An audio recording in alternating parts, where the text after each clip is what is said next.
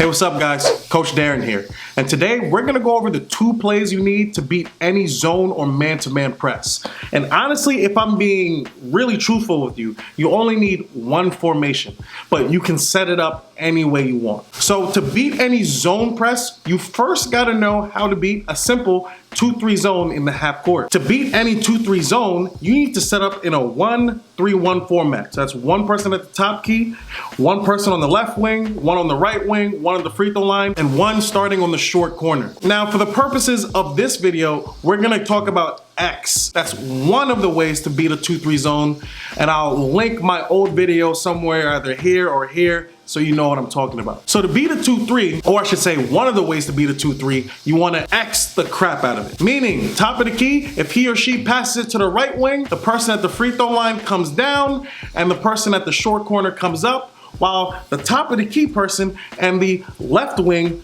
switch. And we pass it around back and forth. We're looking to get the ball to the guys or girls inside the paint, and we're going back and forth like that. This same concept is exactly how you beat any press. So for example, let's look at a 2-2-1 press. And if you are unfamiliar with it, it's basically just an extended 2-3 zone all the way down the court. We can set up our press break in 3 different ways. I'm gonna label this the easiest way, the medium way, or the quote-unquote hardest way. So the easiest way, I like to just form a big stack line of 3 kids at the free throw line. You have the inbounder, and the last person is just going to stand at half court, a little bit off to the right, as you can see in this diagram, but this person has to always stay ball side before the ball is inbound. The inbounder is going to smack the ball. The first person in stack either goes right or left. The second person in the stack goes the opposite way, and then the third person in the stack just stays in the middle, and he's gonna be the middle person. Let's say we inbound to X1 that's on the right. We get the ball in. The inbounder is just gonna go to the middle of the court, but stay behind the ball. And if you can see here, right now we are set up in X. We are looking to get the ball to the middle. We're looking to get the ball into the person that's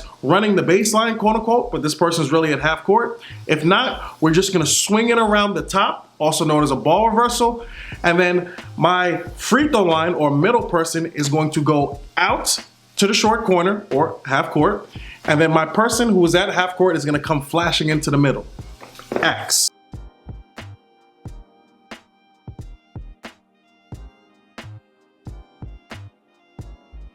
Another way you can set this up, this is the medium way. I like to call this America's press break. You put 1 person at half court off to the left. You put another person on half court off to the right, and you stack 2 kids at the free throw line, back to back. The first person in the stack goes right, second person in the stack goes left. If we can't inbound to either one of those kids, somebody, preferably opposite the inbounder that's at half court, comes flashing into the middle, and we try to get it in there. The inbounder still steps in behind the ball, AKA the top of the key, and if you can see it here, this is basically X. The third way we can set this up, also known as hard difficulty, is 4 across, which is basically just a 1-4 high, but bringing everybody up into the backcourt. Now, 4 across is really good because as you can see in this formation, somebody is just wide open off the rip, and we are trying to get the ball to that open person. So for example, let's say X1 is open and we're trying to hit him right outside the 3-point line. The way this play works,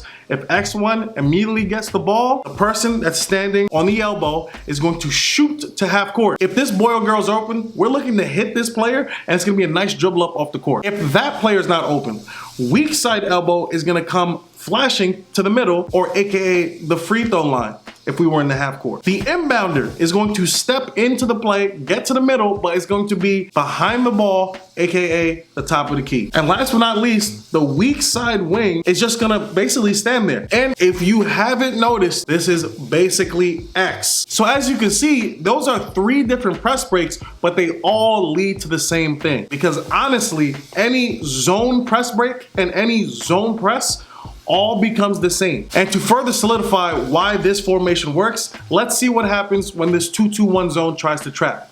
So this top guy comes, the second line of defense comes, and they trap hard.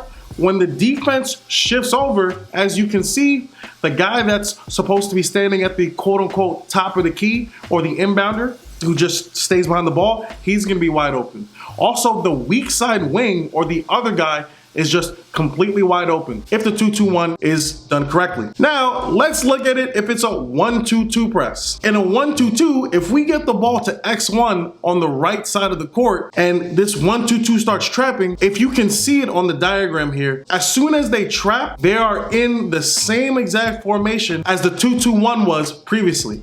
Now, let me set up a 1-3-1 press. When that 1-3-1 decides to trap in the full court, just look at the formation of the defense. It's the same exact trapping formation as the 2-2-1. It's the same exact trapping formation as the 1-2-2. And it's the same for the 1-3-1 trap. Because when a defense traps, they're always one man down.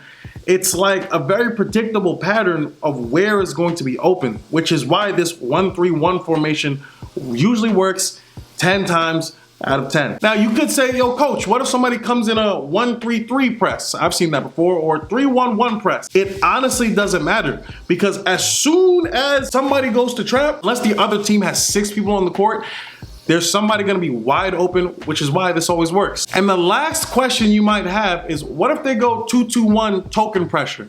And all token pressure means is they're not really going for traps, but they're just applying enough pressure to slow you down. I mean, my response is, in youth basketball, specifically AAU basketball, if you're in a church league, the likelihood of you seeing that is very low. And also, if somebody's in token pressure, that means they're not trapping you. So theoretically, your children should be able to just walk and dribble down the court with nothing happening. If they do happen to press and they get out a token, somebody's gonna be wide open. We just gotta find that target.